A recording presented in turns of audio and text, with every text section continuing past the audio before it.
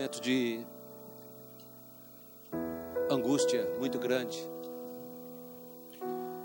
Quando, lá em 1 Samuel capítulo 30, até os homens próximos de Davi falavam em apedrejá-lo. A Bíblia diz que ele, porque tinha um coração voltado para o Pai, ele se fortaleceu no Senhor seu Deus. O Salmo 28 diz: o Senhor é a força do seu ungido, o Senhor é a força do seu povo. E o 29 começa dizendo: a voz do Senhor é poderosa, ela é cheia de majestade. E eu creio que o Senhor está liberando a sua voz sobre nós, sobre cada um de nós nesse lugar, nesses dias, para dizer: eu te fortaleço, meu filho, minha filha. Eu sou o teu Deus, eu estou ao teu lado. Eu te carrego, eu não olho para aquelas circunstâncias, mas eu olho para o teu coração. São corações assim que o Pai procura, queridos. E Ele está aqui nessa noite, amém? Aleluia. Queria dizer da alegria de estar aqui com vocês.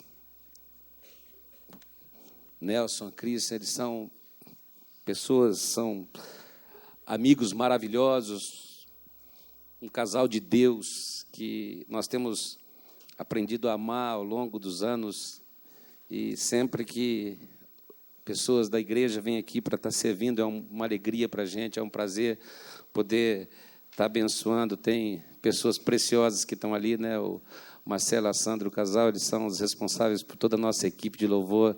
Tem o Carlos e a Jaqueline que estão lá cuidando também. O Carlos deu o workshop de teclado hoje à tarde, né? O Carlinhos ficou aqui muito tempo, e é lá da nossa cidade. E eu quero dizer da nossa alegria de estar aqui, né? Também tem muita gente da igreja nos assistindo nesse momento. O nosso abraço. Só para vocês nos conheçam, eu estou casado há 30 anos com a Denise, né? Minha esposa, ela está vendo agora, né? Mandou um torpedinho aqui. Nós temos 3 filhos, 2 filhas mais velhas são casadas. Infelizmente, 2 genros, porque o genro é o cara que você finge que gosta por causa da filha, não é verdade? Ele aparece em casa do nada, né? Imagina um pai corintiano, 2 filhos são paulinos, né? Então é uma bênção lá em casa. E nós temos, as 2 são casadas, a minha filha mais velha com o meu genro, eles são pastores jovens, do meio estão totalmente envolvidos. Meu filho está estudando teologia nos Estados Unidos nesse momento, né? Então todos estão envolvidos com a obra de Deus. Nós temos um netinho chamado Eliseu, e tem outro que está vindo aí também, né? Nossa filha está grávida do 2º neto. Então, é uma alegria estar com vocês. E eu queria repartir algo que o Senhor colocou no meu coração sobre esse tema de centralidade. Eu confesso que, durante a adoração, eu fui tentado a ministrar algo sobre o Senhor te fortalecer, né? E depois vieram essas canções, mas eu creio que nós fomos fortalecidos, e eu queria lembrar desse tema, porque esse tema de centralidade, queridos, é algo, é a questão de tudo, é o cerne de todas as coisas. Não existe, não tem como a gente estar fora disso. Então eu queria que você abrisse comigo a sua Bíblia lá no livro de Colossenses, no capítulo 1.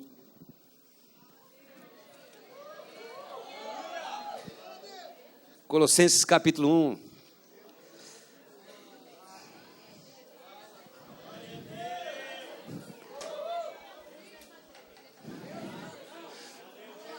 A partir do versículo 13, diz assim: Ele nos resgatou do domínio das trevas e nos transportou para o reino do Filho do seu amor, em quem temos a redenção, a saber, o perdão dos pecados, porque Ele é a imagem do Deus invisível, o primogênito de toda a criação. Pois nele foram criadas todas as coisas nos céus e na terra, as visíveis e as invisíveis, sejam tronos ou soberanias, poderes ou autoridades. Todas as coisas foram criadas por Ele e para Ele. Ele é antes de todas as coisas. Nele tudo subsiste. Ele é a cabeça do corpo, que é a igreja.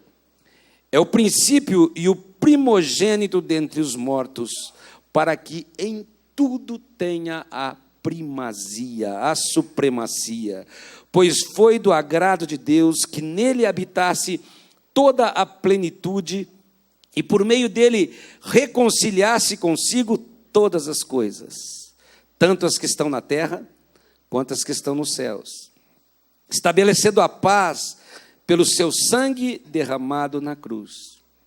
Antes, vocês estavam separados de Deus e na mente de vocês eram inimigos por causa do mau procedimento de vocês. Mas agora ele os reconciliou pelo corpo físico de Cristo, mediante a morte, para apresentá-los diante dele, santos, inculpáveis e livres de qualquer acusação, desde que continuem alicerçados e firmes na fé, sem se afastarem da esperança do Evangelho que vocês ouviram e que tem sido proclamado a todos os que estão debaixo dos céus. Esse é o Evangelho do qual eu, Paulo, me tornei ministro. É como se eu dissesse, é desse evangelho que eu me orgulho, é desse evangelho que eu tenho o prazer de ser ministro. E eu queria repartir algo com vocês sobre essa centralidade do Senhor nas nossas vidas. Esse texto de Colossenses fala tudo sobre isso. Quando a gente olha, né?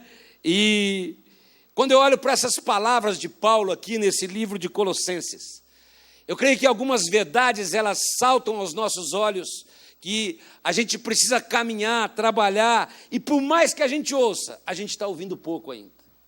Por quê? Porque quando eu olho esse texto, a gente nunca pode esquecer, queridos, que espiritualmente, fruto da infidelidade de um homem, que deixou de ter o centro como Jesus, todos nós fomos colocados numa posição de afastamento de Deus. A iniquidade de um homem, a desobediência dele. E espiritualmente isso trouxe um distanciamento.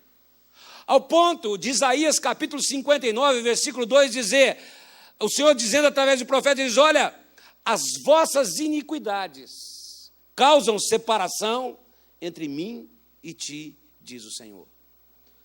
Fruto dessa infidelidade, da iniquidade do homem, por quê? Porque na queda, lá em Gênesis, quando o homem, criado à imagem e semelhança de Deus, em que vivia com o Senhor no centro da sua vida, desde o Éden, ele tinha a chance de participar todos os dias da árvore da vida, que era Jesus, e participar da vida de Jesus. Mas por causa da sua infidelidade, outra árvore, o conhecimento, aquilo que trouxe outras prioridades, ou começou a roubar o coração do homem, o levou a agir de forma diferente, e isso criou um distanciamento de Deus. Só que esse distanciamento não aconteceu apenas no Éden, se estendeu por toda a história, e Jesus diz, e é um alerta para nós, que quando ele vier, Lucas capítulo 18, versículo 8, será que o Filho do Homem vai achar fé na terra? Será que o Filho do Homem vai encontrar pessoas que o tenham como centro de todas as coisas? A coisa não foi séria apenas no Éden. Ela se estende por toda a história, ao ponto dessa pergunta ser feita por aquele que deve ser o centro de todas as coisas. Achará, porventura, o Filho do Homem fé na terra? E quando você olha para a nossa sociedade, queridos, para o que está acontecendo nos nossos dias, essa sociedade sem parâmetro, você já viu a Bíblia ser tão contestada como está sendo contestada nesses dias? Onde grupos ativistas têm coragem de ir ao Congresso Nacional, erguer a Bíblia para contestar em defesa dos seus interesses. Onde os princípios, onde a falta de temor tem sido algo que está tão latente, e as pessoas pecam sem o menor receio, sem a menor cerimônia, sem o menor medo, porque pecado não é mais pecado, virou problema. Eu tenho um problema. Não, tem pecado. Mas as pessoas não, tem um probleminha aí. É uma situação, e as pessoas começam a tirar Jesus do centro. E Jesus, aquele que devia ser o centro de todas as coisas, aquele que disse um dia, sem mim nada podeis fazer, ele começa a ser deixado de lado. Mas nós precisamos entender, queridos, que o plano de Deus sempre foi quebrar esse distanciamento, amém? O plano de Deus sempre foi reconciliar o homem com Deus, e esse texto diz que é reconciliar não apenas com as coisas que são dos céus, mas também com as coisas que são da terra. O plano de Deus sempre foi trazer o homem muito para perto dele, e isso veio através da morte da cruz, como nós cantamos hoje. E você viver a redenção significa você trazer Jesus para o centro de todas as coisas. Mas fala a verdade, fala sério. Trazer Jesus para o centro é guerra, é ou não é, queridos? Muita guerra. Ao ponto do apóstolo Paulo dizer lá em Gálatas capítulo 5, a carne milita contra o espírito. E o espírito contra a carne, porque elas são o quê? Opostas entre si. Um não tem nada a ver com o outro. E sempre que você quer trazer Jesus para o centro, vai ser criada uma guerra. Porque existe uma guerra para que você não ore. Existe uma guerra para que você não estude a palavra. Existe uma guerra para que você não busque a presença do Senhor. Existe uma guerra para que você não esteja aqui. Existe uma guerra todos os dias para roubar Jesus do centro da tua vida, para tirar Ele. Mas uma coisa nós não podemos nos esquecer, e a primeira verdade do texto é essa. Diga bem alto comigo, fala assim: o Senhor me tirou do império das trevas. Olha o que diz o versículo 13, Ele nos libertou do império das trevas e nos transportou para o reino do Filho do seu amor. O que significa? Você pertencia ao império, você pertencia a um reino. E quando você vê o que está aí, queridos, quando você vê a indústria da pornografia, a indústria das drogas, a indústria da violência, do álcool, da prostituição, de tudo que está aí, você precisa entender que tudo isso faz parte de algo maior. Essa indústria está ligada a um governo, onde tem leis, tem procedimentos, onde tem alguém que é o imperador e o governante. A Bíblia chama de império do quê? Das trevas. Essa indústria que está aí está debaixo de um império onde o imperador das trevas domina, onde as pessoas vivem por esse império, lutam por esse império, são dominadas por esse império, dão a vida, se entregam a ele, e até brincando.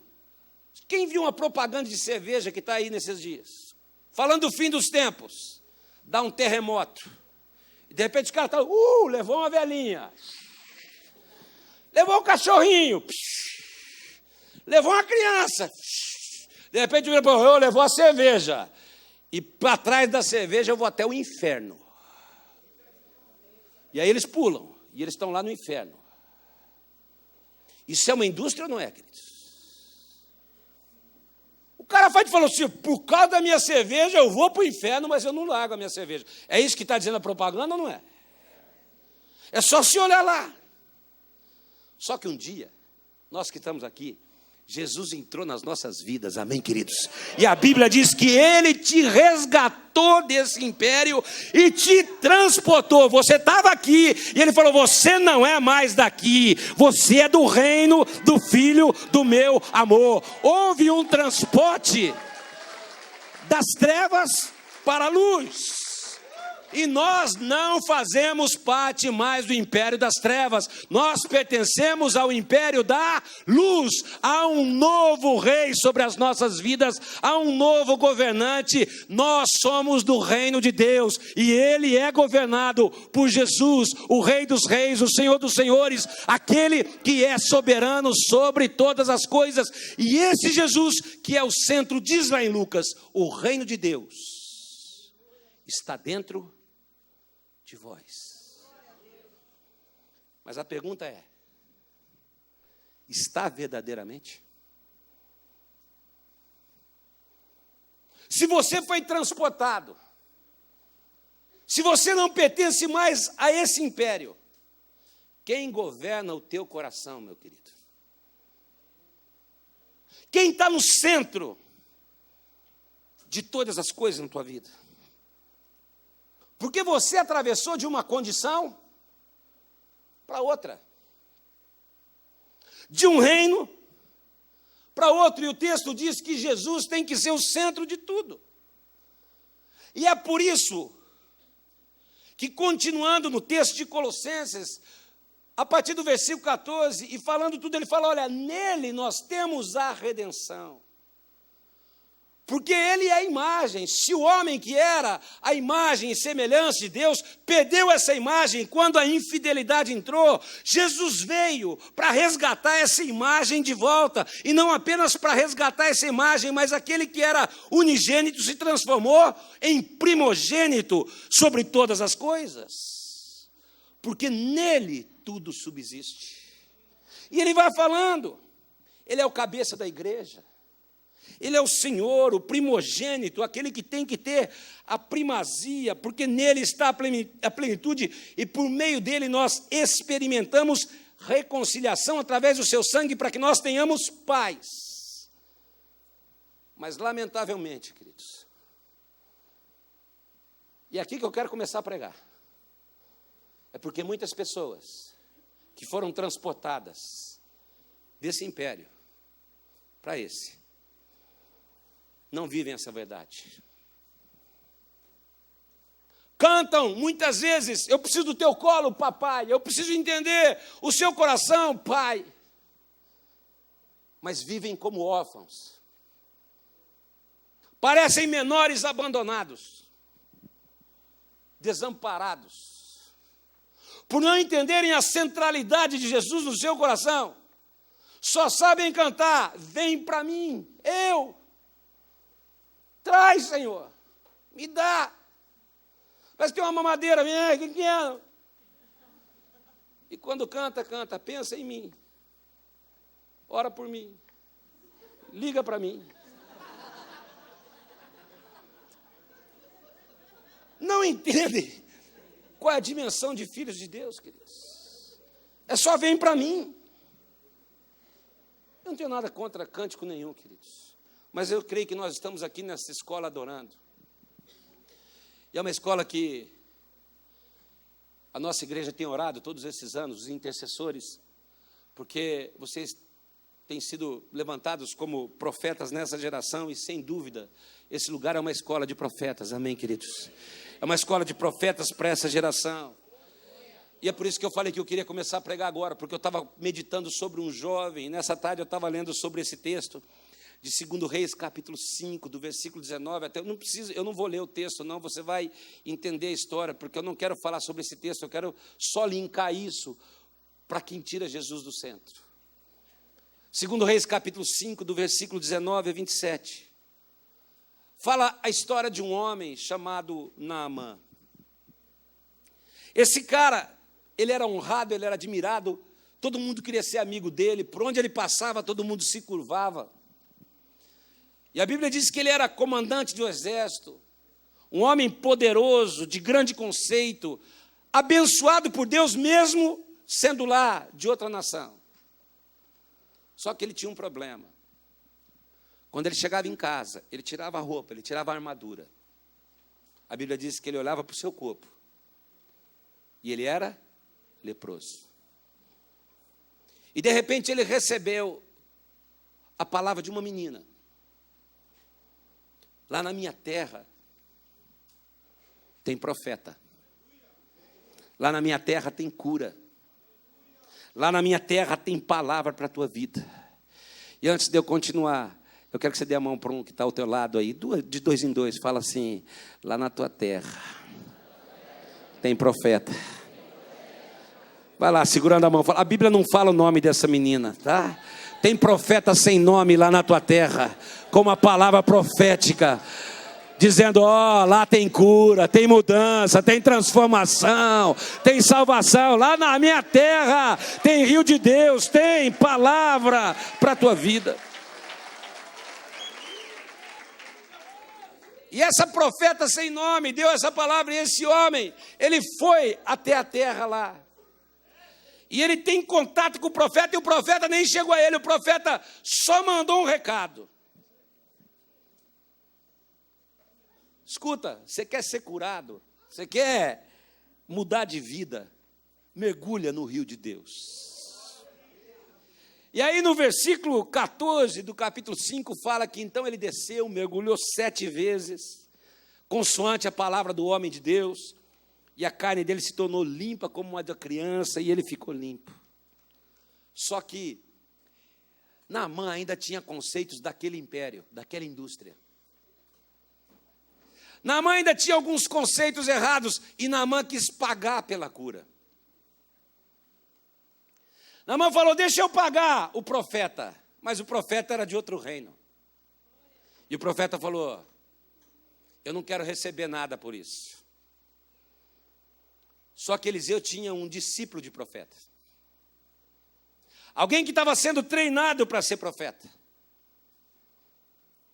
Alguém que estava sendo discipulado para ter unção dobrada, como ele teve.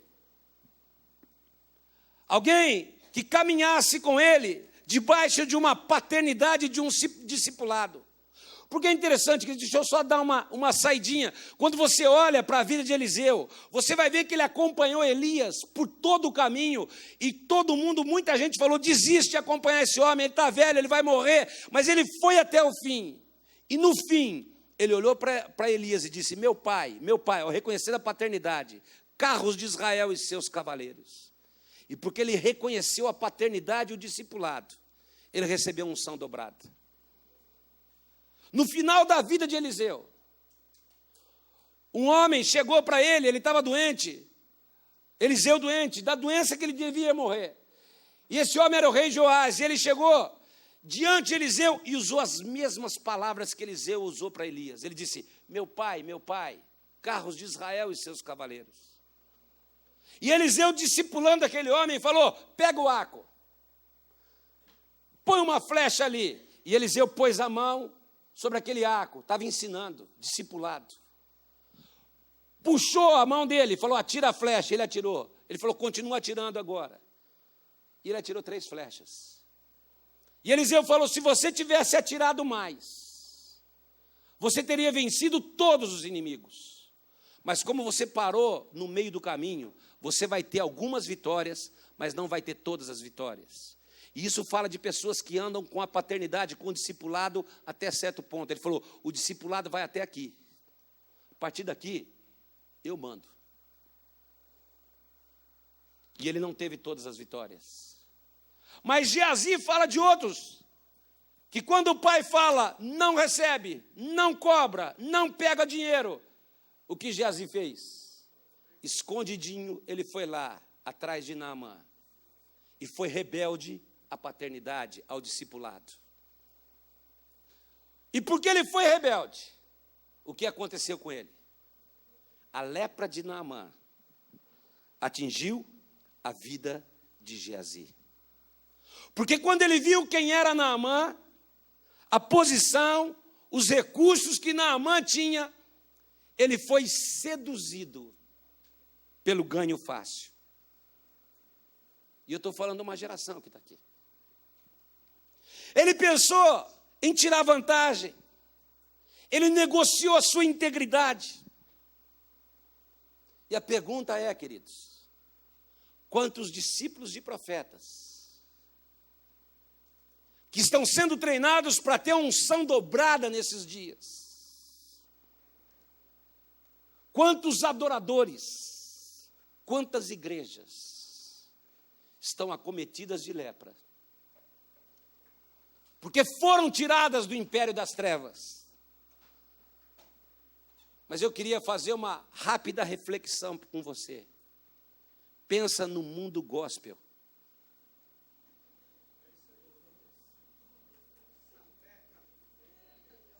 Tem lepra ou não tem, queridos? Se dizem profetas, e eu quero falar daqui, mas é o pior funcionário da empresa.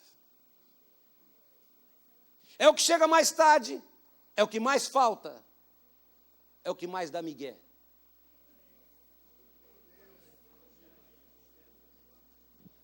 Fala que é profeta, mas dá mau exemplo.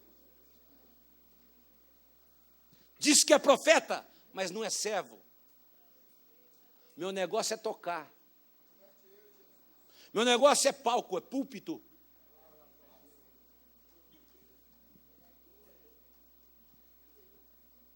Fala que é profeta, mas não vive como tem que viver.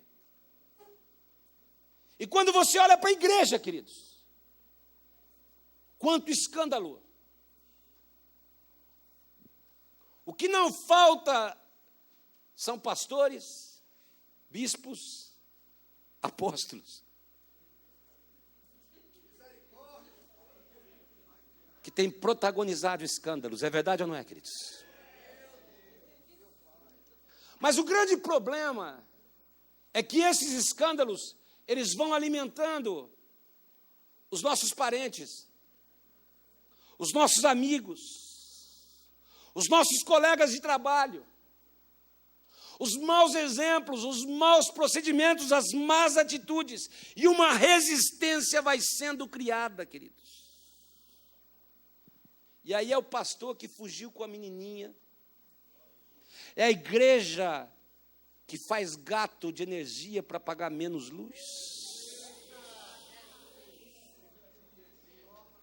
São líderes de destaque, presos e sustentando mentiras. São contratos de cantores com poder público, suspeitos, incentivando corrupção. É muita coisa acontecendo, queridos. E aí pessoas que nunca tiveram contatos com ministérios sadios, sérios, que colocam Jesus no centro, associam essa imagem a todos. E a pergunta é, será que dá para condenar as pessoas que estão lá fora? Será que dá para dizer, olha... E a gente precisa entender, queridos, que a cada dia cresce o descrédito em relação à figura do pastor. Eu nunca me esqueço, o outro carro que eu tinha, quando eu fui comprar meu outro carro, eu estava dando o meu carro, mais da metade do preço, para pegar o outro, e tinha uma parcela para ser financiada, era um leasing, o carro estava na agência, era só pegar.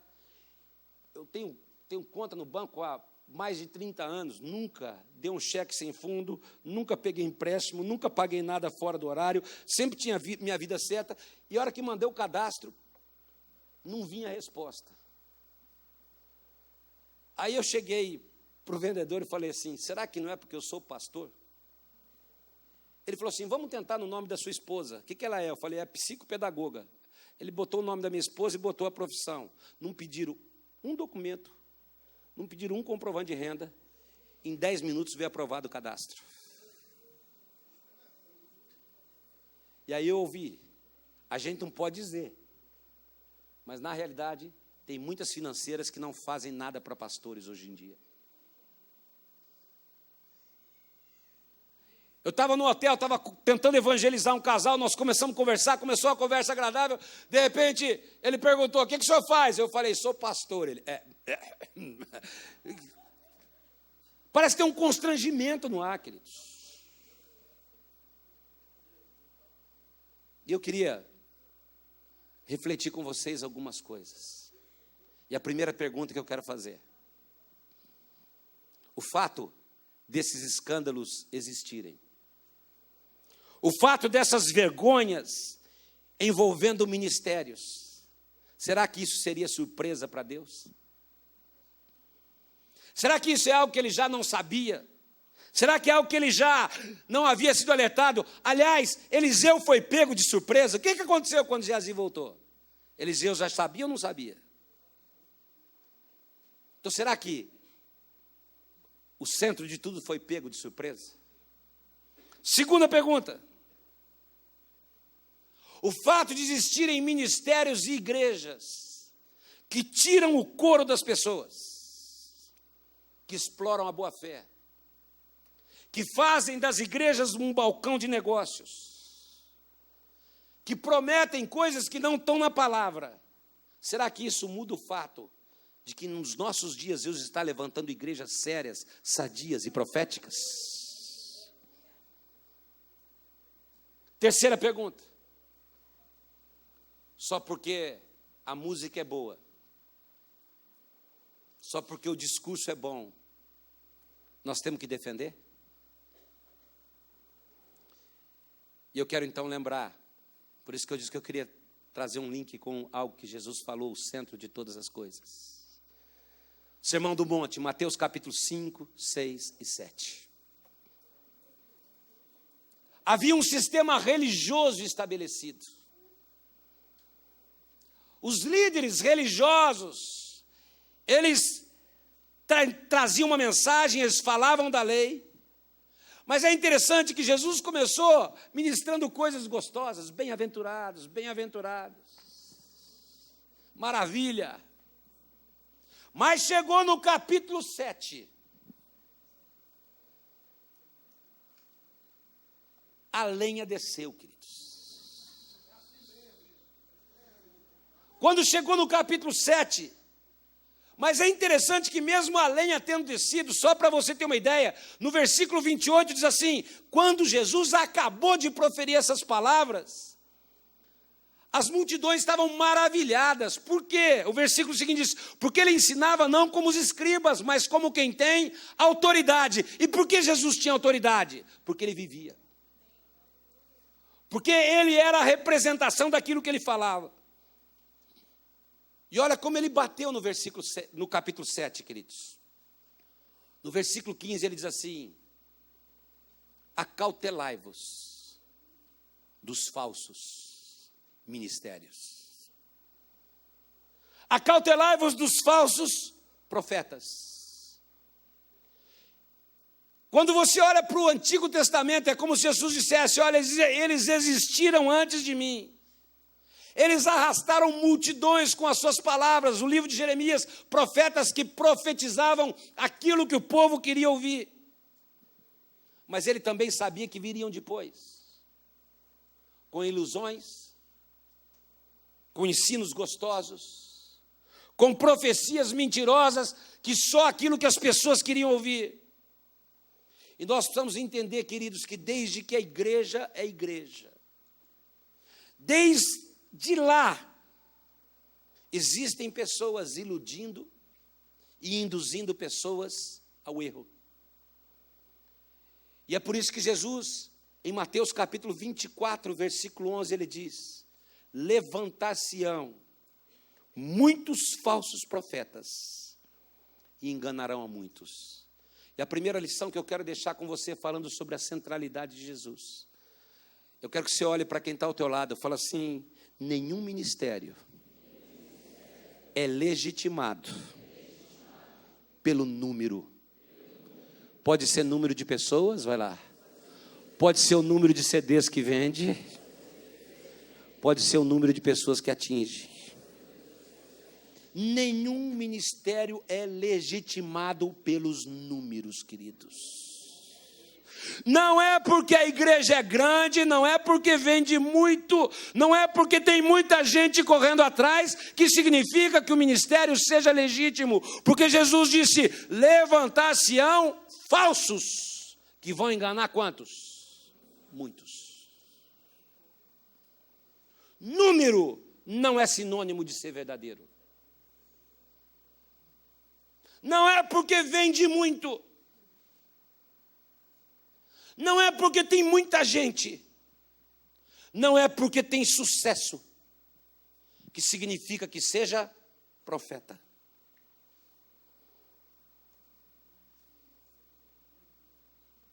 Agora, eu quero dizer uma coisa, queridos. Isso não significa que não tem que ser grande. Quantos creem que nós vamos crescer e vamos crescer muito? As igrejas sérias. Quem crê que vão crescer demais? Vão crescer demais. O que eu estou falando é que nem todo mundo que é grande é verdadeiro. E tem gente que fala: não, olha o tanto de pessoa que tem. Olha o tanto de CD que vende. Olha a multidão que atinge. E não é porque faz isso que seja verdadeiro. Porque ele prossegue dizendo no capítulo 24, versículo 24: eles operarão sinais e maravilhas. Segunda coisa, segunda verdade, olha para quem está ao teu lado e fala assim: não considere um ministério legítimo só porque tem sinais, prodígios, curas e maravilhas. Número não significa nada, e sinais também não significam. Jesus disse que os falsos vão operar o quê? Sinais, maravilhas. Pode até ser em nome de Jesus, e por causa do nome dele, em honra ao nome dele, ele age. Mas quando você volta lá para o Sermão do Monte, lá em Mateus capítulo 7, onde Jesus disse, olha, cuidado com os falsos. Do versículo 16 ao versículo 20, ele usa 7 vezes a palavra fruto. Mas ele começa o versículo 16 e termina o versículo 20 com uma expressão: pelos frutos vocês conhecerão. E fruto, querido, não é caracterizado nem pela palavra que prega, nem pela canção que canta, nem por aquilo que compõe, porque até pode dizer, até pode cantar, Senhor, Senhor, Senhor. Pode fazer as pessoas chorar, pode fazer rir, pode pular, pode arrepiar, pode tremer, pode fazer tudo isso ao mesmo tempo. Mas ele diz, nem todo aquele que me diz, Senhor, Senhor, entrará no reino dos céus, porque isso não é fruto. Versículo 21, nem todo que faz isso, mas aí ele completa, sabe quem tem fruto? Quem tem Jesus no centro, aquele que faz a vontade do meu Pai. Esse vai ser reconhecido pela minha presença. Isso é fruto. Quer conhecer alguém? Não é pelo que diz, não é pelo que canta, não é pelo sinal que opera, não é pelo número de pessoas que seguem. Porque o fruto não está conectado àquilo que a pessoa diz, está conectado àquilo que a pessoa é. E é por isso que ele diz, nem todo aquele que me diz, mas aquele que faz a vontade. Então eu quero dizer uma coisa para você, querido. Quer conhecer um adorador? Quer conhecer um verdadeiro ministério? Não olhe os discursos, não olhe as canções, olha a vida. Quer saber quem é e quem não é? Não olha a boquinha bonita que faz e nem o jeito que arrepia, olha para a vida. Se tem algum pastor aqui, algum ministro aqui, se quer estabelecer alguém na igreja, olha para a vida. Será que a vida está comprometida com a palavra de Deus? Com os princípios e com os valores da palavra? Nos seus negócios? É um bom funcionário? É um bom empresário? Quando vende, mente? Na sua empresa, sonega. Como empregado, engana. Como é como pai? Como marido? Como filho? Porque tem filho aqui que na igreja é uma bênção. É um santo, mas na casa é um satanás. Cala a boca, mãe! Não enche a paciência. Pá! Quer estabelecer alguém? Olha para a vida. Como é que você é em casa?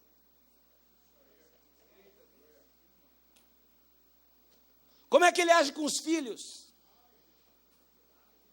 Mas Jesus, no teu nome eu profetizei, ele falou. No teu nome nós expulsamos demônios, no teu nome nós fizemos maravilhas, no teu nome nós gravamos um CD, Senhor, foi para a tua glória, não foi para a minha glória. No teu nome, Senhor, nós cantamos, curamos enfermos. E ele vai dizer: e daí? Eu não te conheço.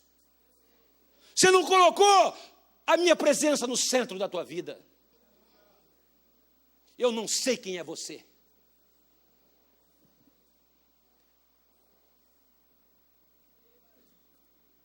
Nem todo aquele que me diz, mas é aquele que faz a vontade do Pai que me enviou. É aquele que me coloca no centro da sua vida. É aquele que tem a centralidade da presença do Senhor em todos os momentos no seu coração. Olha os frutos. Mas sabe que eu louvo a Deus, queridos? Porque se de um lado existe muita tranqueira, de outro lado, e eu creio que está aqui nessa noite, existe uma geração apaixonada, de verdadeiros adoradores, de homens e mulheres, jovens que querem Deus todos os dias no seu coração, onde Jesus é a vida e a razão deles existirem, amém, queridos? Existem pessoas comprometidas com Deus, e é isso que nós temos que olhar. Mas eu quero trazer uma alerta para você, queridos, que eu quero trazer o ponto de vista pastoral. Mas quando essa geração de homens sérios chegam para você e dizem assim: cuidado, aquele lá não é ovelha, parece ovelha,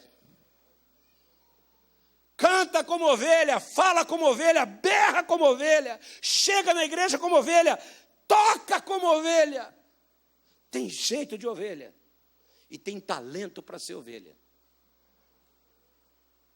Jesus, o centro de tudo, muitas vezes está dizendo, Mateus capítulo 7, versículo 15, eles se apresentam disfarçados de ovelhas. Sermão do monte, queridos. Mas por dentro, são lobos, roubadores. É por isso que, como pastor, na nossa igreja local, nós temos alguns princípios que eu quero repartir com vocês. O primeiro deles é que para estabelecer qualquer pessoa, a gente vai além da aparência. A gente sempre checa o coração. Eu tenho uma palavra que eu falo para pastores que se chama o coração e a mão, as duas faces de quem exerce um ministério. Está baseado lá quando Jeú foi chamado a matar Jezabel. Porque muitas vezes a gente olha para a mão e esquece de checar o coração das pessoas. E eu quero que você entenda uma coisa, queridos. A tua vida tem que respaldar o teu ministério. Quem tem ministério tem que ser tratável. Tem que aprender a ouvir não muitas vezes. Tem que ser ensinável. Tem que suportar a ofensa. Porque tem muita gente que sobe ao altar, mas é ofendidinho. Conhece alguém ofendidinho? Conhece alguém nervosinho? Bravinho? Você não pode falar nada para ele. Você pode chegar a falar nada. E quer ter ministério tem que ser tratável, queridos. Aliás, a Bíblia diz que que o profeta seja sujeito aos profetas. Mas tem gente que não quer ser assim. Vive a palavra. Todo músico na nossa igreja tem que apresentar a meditação diária do seu devocional. Todos, sem exceção.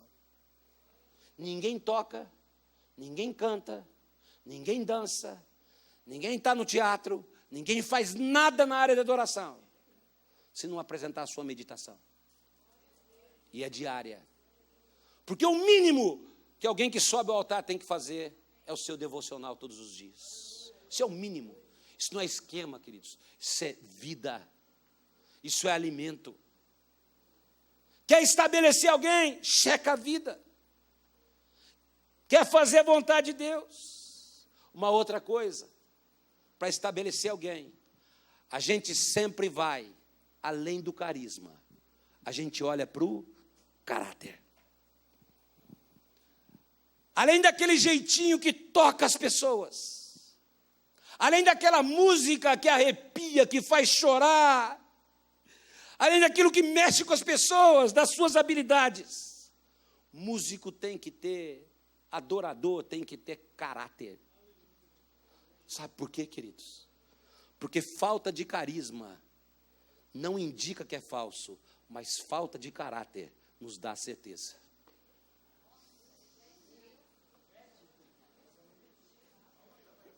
Você vai entender. Eu quero que você entenda bem. Quem ministra tem que ser contagiante, tem que ter carisma, tem que ser motivador. Isso é bom e é necessário. Mas se não tiver isso, não significa que seja falso. Só não tem carisma. Mas quem não tem caráter, quem é mau caráter,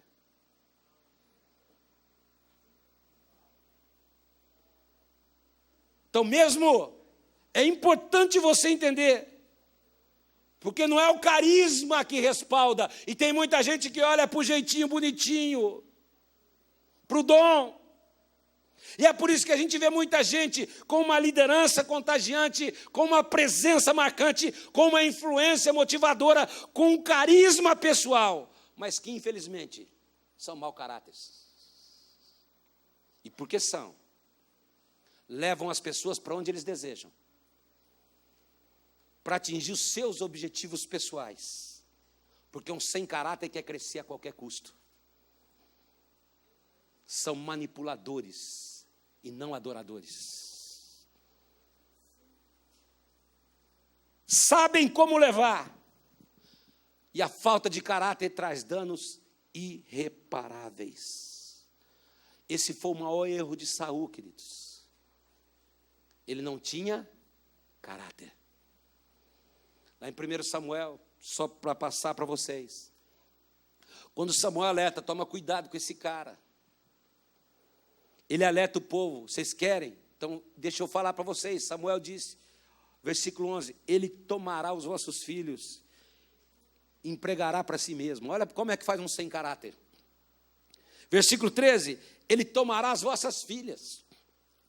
Versículo 14, ele tomará o melhor das vossas terras, das vossas vinhas e dos vossos olivais. Versículo 15, ele vai tomar o dízimo para ele. Versículo 16, ele vai tomar os criados, as criadas, os melhores jovens. Tomará e os empregará para o seu trabalho. 17, tomará o dízimo do rebanho e vocês serão seus criados. Por quê? O texto todo fala, tomará, tomará, tomará, porque quem não tem caráter só quer tomar para si. Lá em Judas, do versículo 5 até o versículo 25, fala a respeito dessas pessoas. Dizem que elas rejeitam o governo, difamam as autoridades da igreja, as autoridades superiores, e causam um estrago terrível. Guarda uma coisa, querido. As pessoas se iludem por aquilo que elas veem e por aquilo que elas ouvem. Quanto estrago você já viu em vidas, em jovens, em famílias, em igrejas, porque alguém cheio de carisma era uma pessoa sem caráter. Tinha carisma.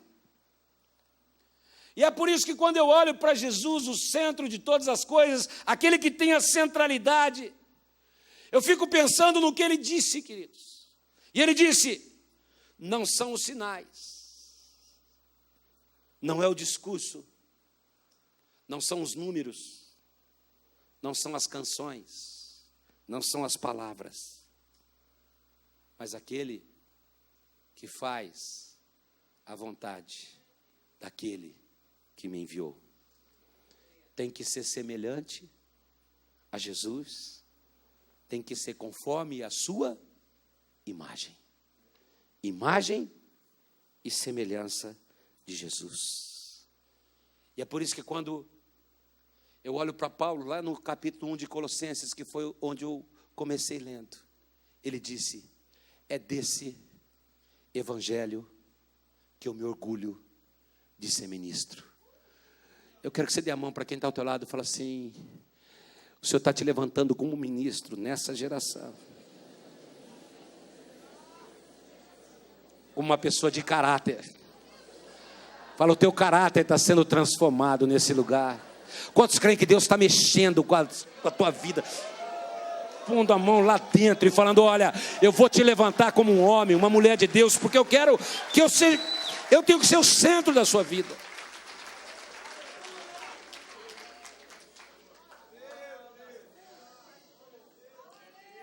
Quantos creem que nessa geração sem parâmetros, essa geração sem referências, cheia de escândalos, quem crê que Deus está levantando uma geração profética, reconciliada, séria, que vai fazer a vontade de Deus? Quem crê que você é essa geração que vai fazer a vontade de Deus? Então, antes de eu concluir, eu queria deixar 4 conselhos de um pai que já é avô. Sabe, eu olho para vocês, queridos, eu sempre digo isso para os nossos jovens: vocês têm tanto potencial. Pode parecer melancólico, mas não é, eu não tenho nada disso.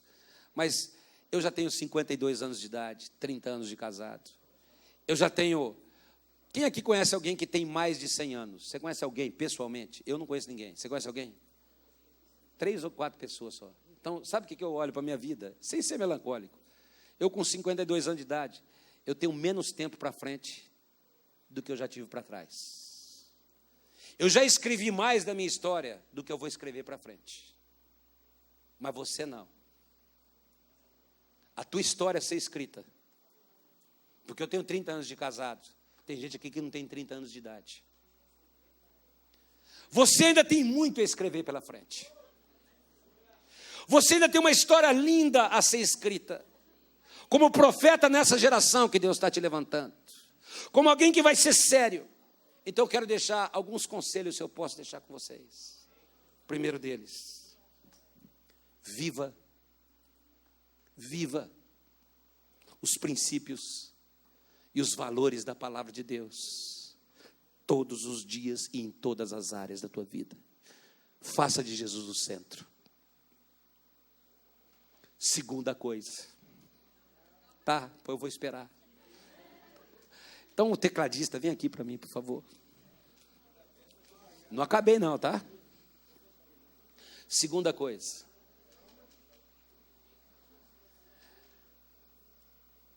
Quem é bom, sabe, ministério de caráter, persevera diante das adversidades, mas também diante das oportunidades. O que eu quero dizer para você? Nas adversidades, aquilo que quer te afastar, a luta, a dor, as decepções, aquilo que vem para te roubar, você precisa ir para Deus e Ele vai estar com você. Mas nas oportunidades também, você vai ter que ser firme. Porque Geazi, diante de uma grande oportunidade, ganhar dinheiro do cara, ele não resistiu ao lucro fácil. E vão surgir oportunidades para você, que você vai ter que dizer não. Porque Jesus vai ter que ser o centro da sua vida. Porque tem gente que consegue ser firme na adversidade, mas a hora que surge uma oportunidade, Senhor, meu coração não é de ferro. O Senhor sabe. É a hora que aparece aquele garotão, aquela garotinha que não é de Deus.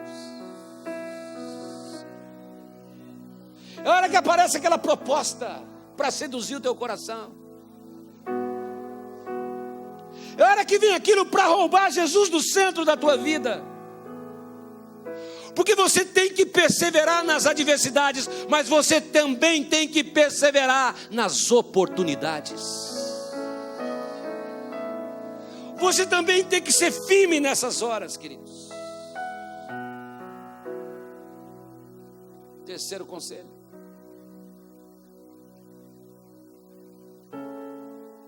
Tenha Jesus como centro nas atitudes em relação aos seus próprios erros e limitações. O que faz diferença de quem é e quem não é, do verdadeiro do falso, de Saul, de Davi, não é a falta de erros, mas é como a gente reage aos erros, como a gente lida com os erros. Quando Saul errava, o profeta vinha e confrontava. Saul dizia: não fui eu, foi o povo que me induziu. Foi a situação. Sabe por que Jesus saiu do centro? Foi aquele problema. A forma como ele lidava não era uma forma correta. Já Davi, quando o profeta o confrontava, a Bíblia mostra um homem que caía de joelhos, chorava, se arrependia, reconhecia, que dizia: Senhor, restitui a alegria da salvação. Cria em mim, ó Deus, um coração puro.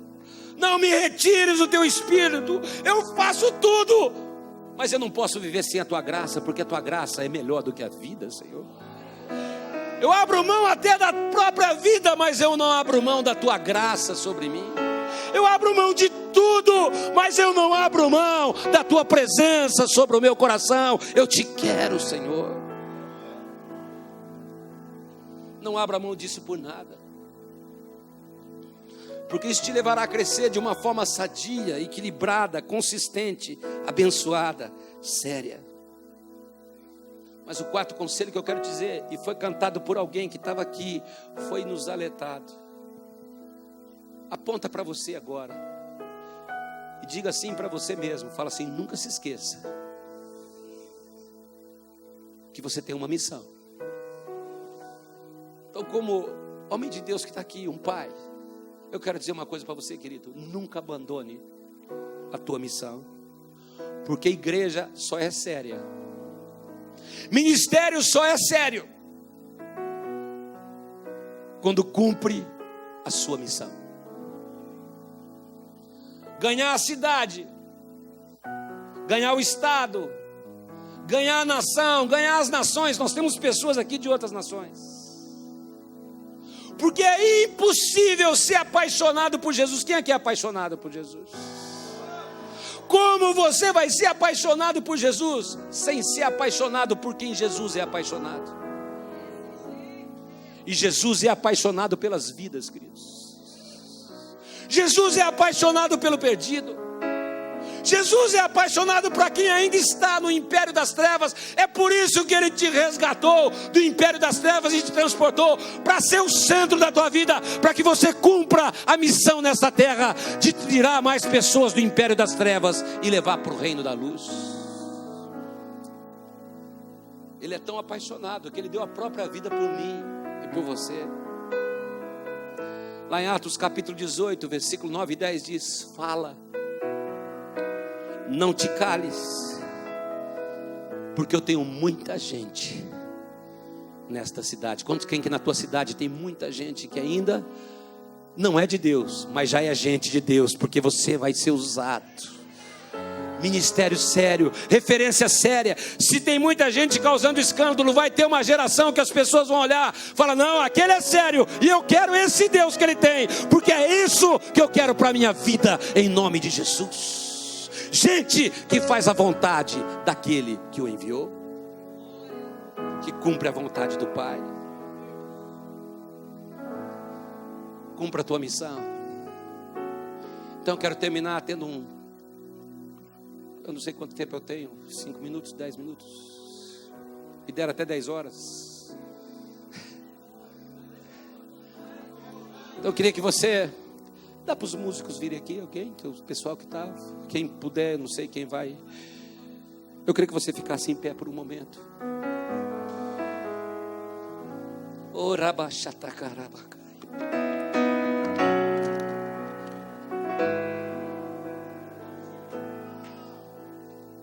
Eu quero que você levante as suas duas mãos.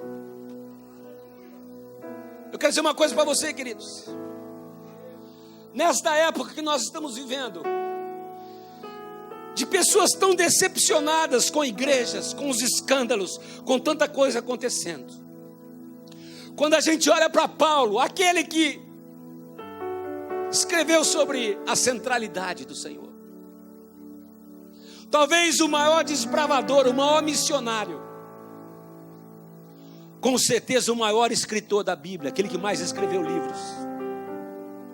Um homem ousado, destemido, que não tinha medo de confrontar as pessoas, que plantou muitas igrejas, que abençoou muitas vidas e continua abençoando até hoje as nossas vidas, queridos. Esse ministro que mais escreveu sobre a centralidade de Cristo, pega o livro de Efésios, Colossenses, Coríntios, vai lendo, querido, vai lendo aquilo que Paulo escreveu sobre Jesus ser o centro das coisas.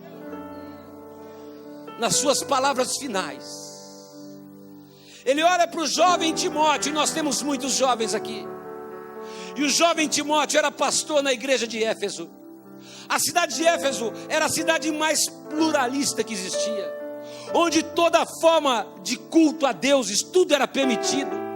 É onde tinha o templo da deusa Diana, onde orgias eram realizadas. Naquela época o sexo livre já era aquilo que está acontecendo nos nossos dias. Era a época que Paulo ministrava, era uma sociedade completamente sem parâmetros. Quando Paulo olha para Timóteo, para aquele jovem pastor de Éfeso, ele fala assim, no final da sua vida, no final do capítulo 4 do livro de 2 Timóteo, ele diz assim: eu preciso de você ao meu lado. Olha para 2, 3 que estão perto de você e fala assim: eu não posso abrir mão da tua vida. Nós precisamos uns dos outros, amém, queridos? Não há como abrir mão de relacionamento, não há como abrir mão da comunhão. Eu preciso de você ao meu lado. Porque nessa caminhada, queridos, e você conhece muitas pessoas assim, ele diz: sabe por quê, Timóteo? Porque na caminhada, Demas voltou para o mundo. Quantos você conhece que voltaram para o mundo, queridos? Ele falou: então, eu já fiquei decepcionado, porque foi um cara que investi.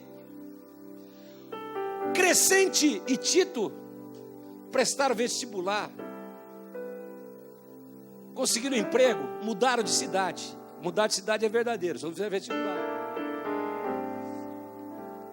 Estou aqui, ó. Alexandre o Ferreiro, esse cara foi terrível, me deu muito problema. Lá, quando me atacaram, ninguém me defendeu, todos me abandonaram.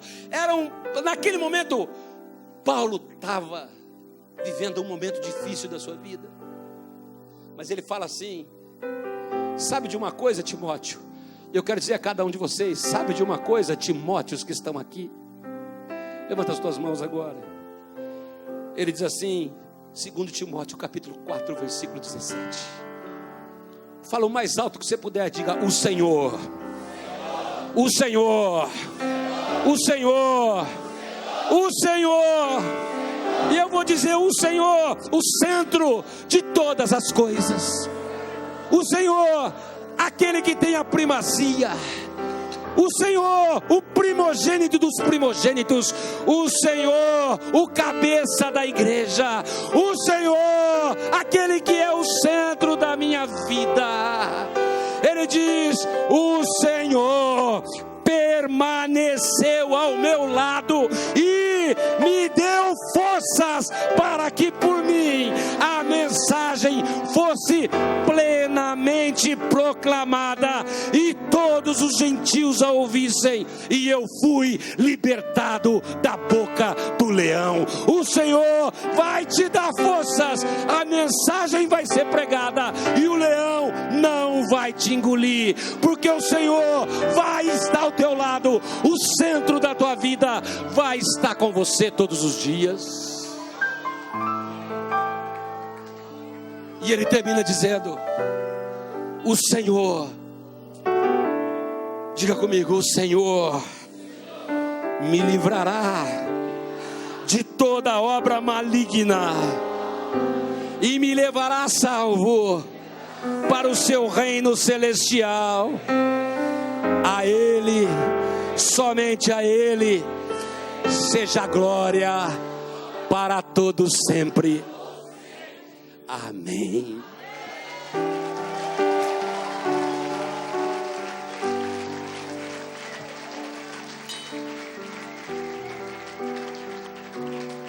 importa o que as circunstâncias digam. Paulo está dizendo, não importa o que as pessoas façam. Não importa nem se eu estou sozinho. Quando Jesus é o centro da minha vida, o Senhor me reveste de forças. E o Evangelho continua sendo pregado. E esse leão que fica rugindo não me engole. Porque Ele me levará a salvo. E é Ele que cuida da minha vida. Geração profética, o Senhor, Ele tem um desejo de ser o centro do seu coração.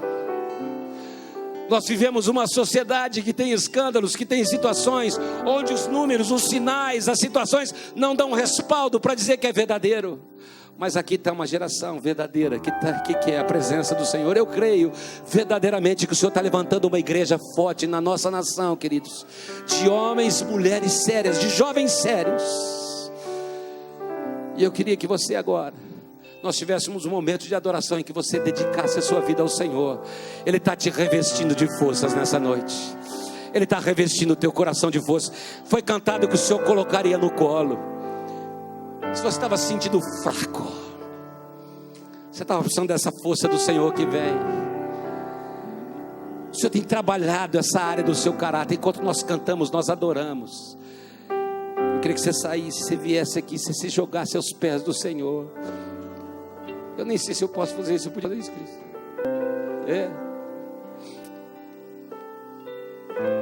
Ori cantará mamamamaca.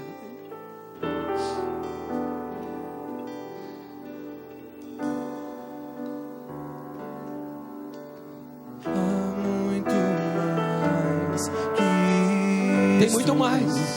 Espírito Santo sopra em nós. Há muito mais que isto. Espírito Santo, esperamos por ti. Coloca a tua vida no altar agora, querido. Enche-nos outra vez. Senhor, eu quero fazer a tua vontade. Enche-nos outra vez. Fogo de Deus acende em nós. Paixão pelo Fogo de Deus derrama aqui. O teu amor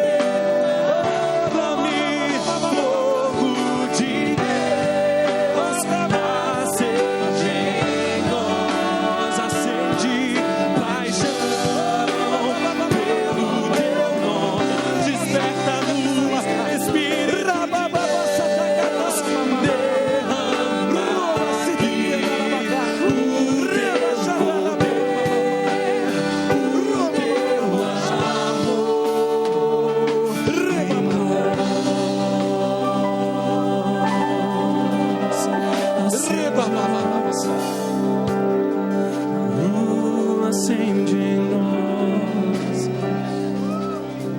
acende em nós o teu fogo.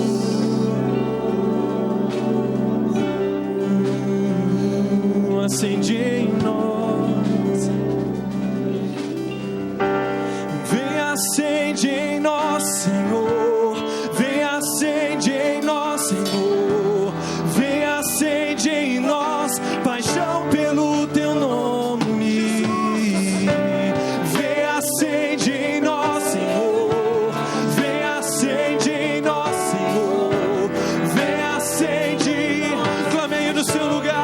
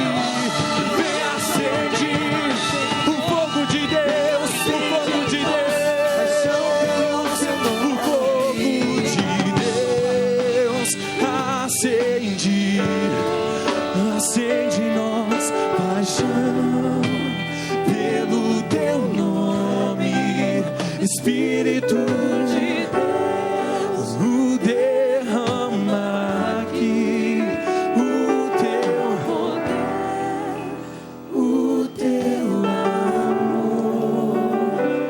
em Deus acende.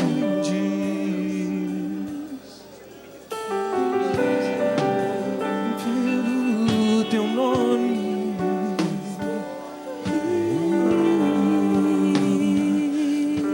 nós,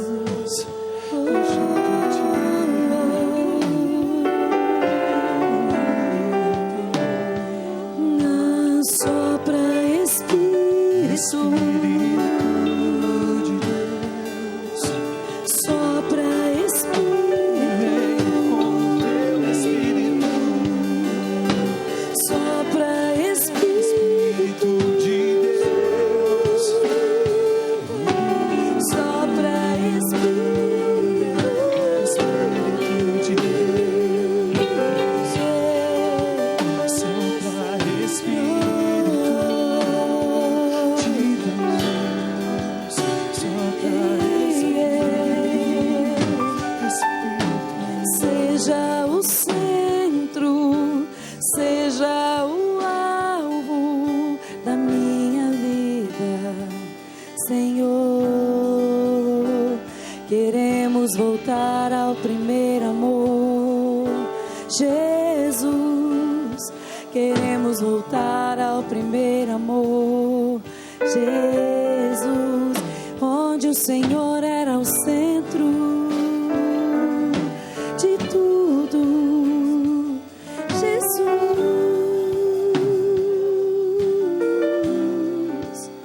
Assopra em nós, assopra em nós. Deixa o Senhor soprar sobre sua vida. Talvez a chama do seu amor por Jesus estava tão pequenininha. Deixa que o Espírito Santo sopre no seu coração,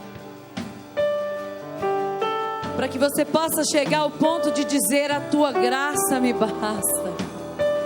O Senhor é tudo que eu quero, é tudo que eu desejo, é tudo que eu anseio. Que o Senhor venha sobre nós nessa noite, assoprando essa chama no nosso coração. Espírito Santo, assopra essa chama na vida dos meus irmãos, na nossa vida nessa noite, para que possamos, Deus, andar com o Senhor, seguir o Senhor, amar ao Senhor, amar aquilo que o Senhor ama, sermos imitadores do Senhor, temos um caráter amoldado, sermos discípulos de Jesus, seguidores de Jesus. Seja o centro da nossa vida, Senhor. Nós clamamos nessa noite, seja o centro. Que seja real. Não vivo eu, mas Cristo vive em mim. Que isso seja real, que isso seja vivo, que isso seja vivido em nós. Não vivo eu, mas Cristo vive em mim.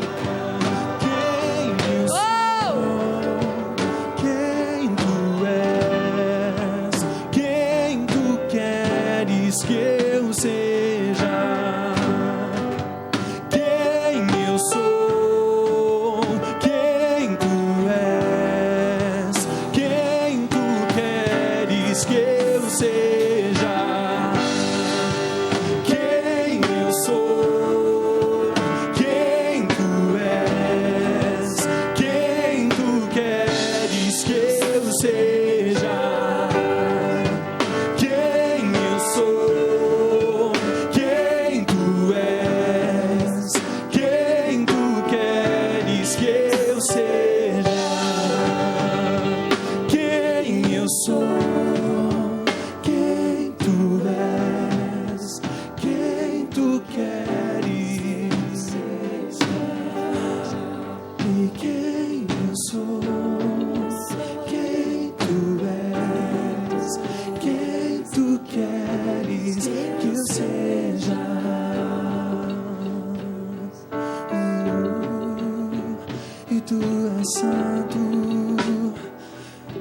Santo, tu és aquele que está sentado, que é maior do que eu. Quem eu sou, quem tu queres seja, quem eu sou, quem tu és, quem tu queres que eu seja. Conheça isso. Quem eu sou, quem tu és, quem tu queres seja. E quem eu sou, quem tu és, quem tu queres que eu seja.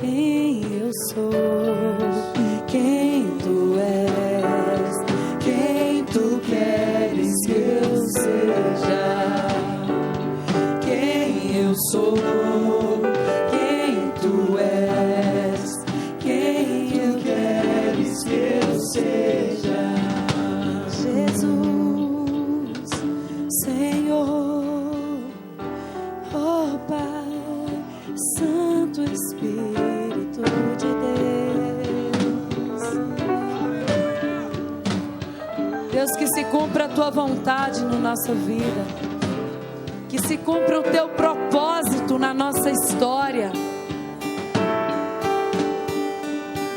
Queremos estar perto de ti, não afastados.